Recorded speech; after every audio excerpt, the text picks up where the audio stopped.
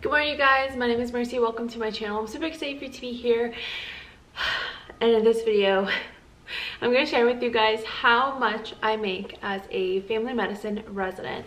And actually, I have my very first pay stub from my very first big girl job, which is so exciting. When I first got my paycheck, I was like, yay, money! And now I'm like, there's not enough money because now I'm paying for my loan. So it's just every time I think about my loans, I get like heart palpitation. I have the biggest headache right now. Oh my god, I'm in so much debt. I'm so jealous of like friends and people who either like saved up for med school or their family paid, and then they're now paying their family, like their parents, back, so they don't have to worry about interest rate. And I wish like my family had that.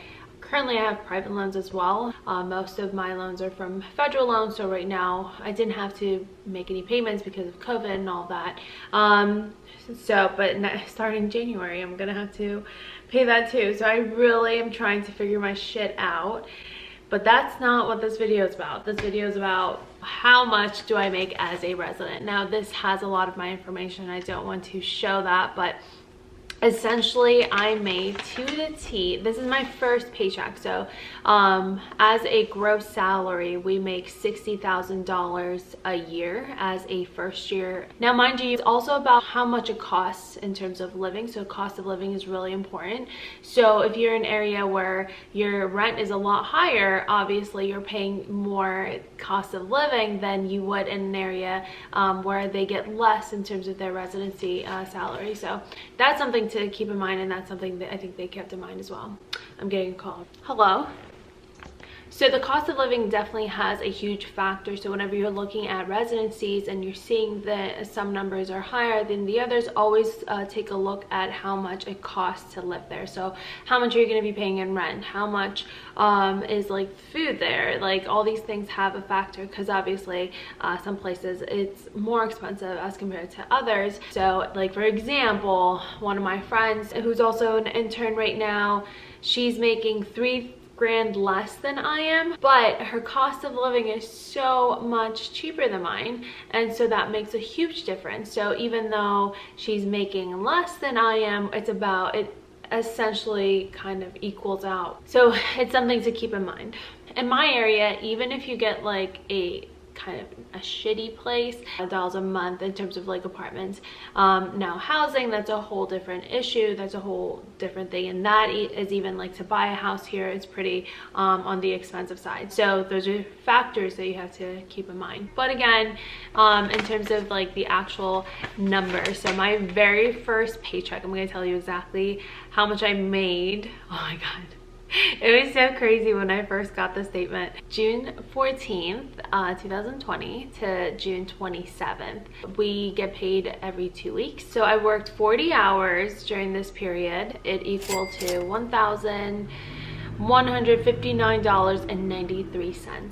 And then there was like vision, dental, and medical care was deducted. And then other tax fees like city tax, state tax, federal, Medicare, and all of that. After all of that, $929.44.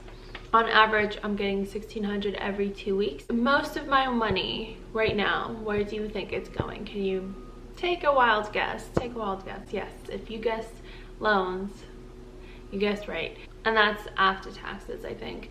So if I'm making $60,000 a year, divide that by 12, I should be making $5,000. Now, obviously, if you were to subtract like taxes and stuff, I'm gonna say around $4,000, and that's it. So honestly, it's just not enough. And I'm just one person. Now, I can't even imagine someone with like a big family, you know, even one kid is so expensive. I'm just so stressed out, and what I do whenever I'm stressed is I push things to the side and try not to deal with it just yet, and that's a really horrible habit. And I'm actually gonna go to the financial advisors, communicate with them just like all of my loans and like what I generally spend and all my bills, and kind of formulate a plan, because because it's definitely adding to my my stress, and there's just so much as an intern that you have to deal with, and these are also really important factors. So if any of you guys are also stressed out about loans and all of that, know that you're not alone. I'm in so much debt. I feel like all the hard work that we as residents do, I don't think we're getting paid enough, for sure. Most of us are over $300,000 in debt. So $300,000 in debt. Honestly, more than half of my paycheck, monthly paycheck, is going towards loans right now. So I'm not depressed right now. I feel so depressed. I literally get heart palpitations when I think about how much in debt I am. My sister sometimes complains about how much in debt she is. I'm like, shut the up. You don't know what debt means right now.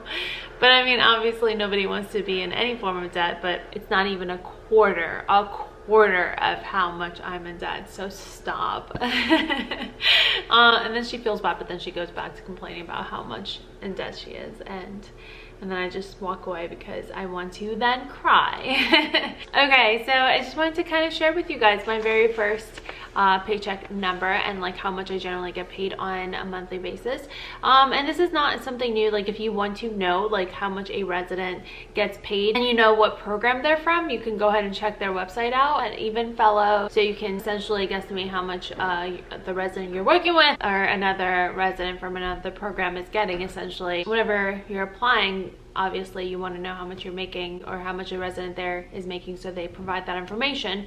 I hope you guys have an amazing day. I'm going to sign off now, and let me know if you guys have any questions or concerns.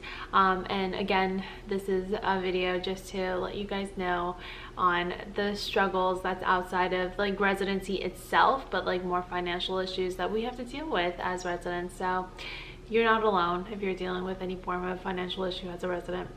Okay, I'll see you guys in the next video. Don't forget to hit that subscribe button, that like button, and if you did enjoy this video and want to see more of my videos, make sure to hit that bell button so that way you're notified every time I post.